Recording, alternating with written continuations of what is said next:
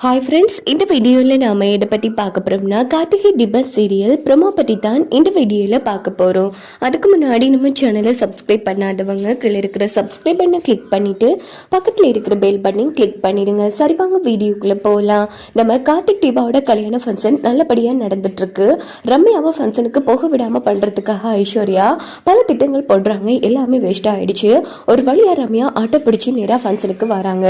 இங்கே பார்த்தோம்னா கார்த்திக் தீபா ஒருத்தருக்கு கேக்ல கியூட்டா ஊட்டி விட்டுட்டு இருக்காங்க. இது பார்த்து ரம்யா இடிச்சு போயிடுறாங்க. என்ன இது, கார்த்திக் தீபா இப்படி ஜோடியா நின்றுட்டு இருக்காங்க. அப்பனா கார்த்திக் இந்த வீட்டு பையனா? கார்த்திக் தான் தீபாவோட ஹஸ்பண்டா? ஐயோ ஒன்றும் புரியலையே. அன்னைக்கு ஃபேக்டரியில வச்சு கார்த்திகை காமிக்கும் போது தீபா சாதாரணமா தானே ரியாக்ட் பண்ணா. அப்போ அவ பார்த்தது அன்னைக்கு வேற ஒரு நபரையா? ஐயோ ஒன்றும் புரியலையே அப்படின்னு திரும்பும் போது அந்த இடத்துல ஆனந்த் நிக்கிறாங்க. ஏ ஆனந்த், நீ இங்க எப்படி அப்படின்னு ரம்யா கேட்கும்போது உடனே நம்ம ரியாவும் ஆனந்தும் அதிர்ச்சி ஆறாங்க. ரம்யா, நீ இங்க எப்படி இங்க பாருன்னா கேட்ட கேள்விக்கு பதில் சொல்லு. கார்த்திக் யாரு?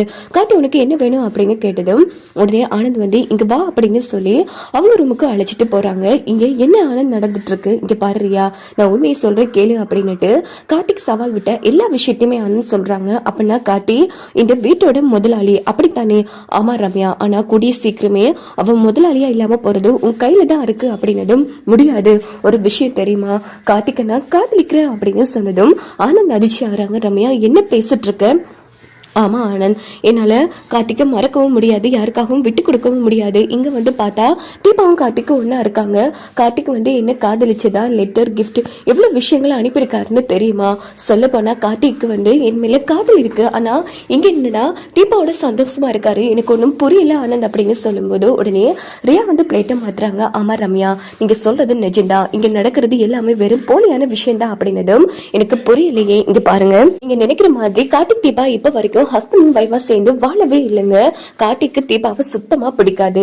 ஏனோ தானோண்டு அத்தை கையை காமிச்சதாலதான் இன்னைக்கு இவ்வளவு பிரச்சனைகள் நடந்துட்டு இருக்கு. பாவம் கார்த்திக்கு ஒரு நல்ல வாழ்க்கை கிடைக்கணும், அது உங்க கையில தான் இருக்கு அப்படின்னு சொன்னதும் இங்க பாருங்க, தீபா கார்த்திகோட வைஃபா இருக்காளே, அப்படி இருக்கும்போது எப்படிங்க என்னால நான் கார்த்திகா அடைய முடியும் அப்படின்னு கேட்டதும் உடனே ரியா ஆண் கிட்ட கையை கண்ணை காமிக்கிறாங்க. இங்க பாரு ரம்யா, எங்க தம்பி கார்த்தி சந்தோஷமா இருக்கணும், சொத்து எங்களுக்கு கிடைக்கணுங்கிறதுக்காக தான் இப்படி ஒரு சவால் போட்டிருக்கான் கார்த்தி. அதுக்காக என் தம்பி வாழ்க்கை நல்லா இருக்க கூடாதுன்னு நான் ஒருபோதும் நினைக்க மாட்டேன்.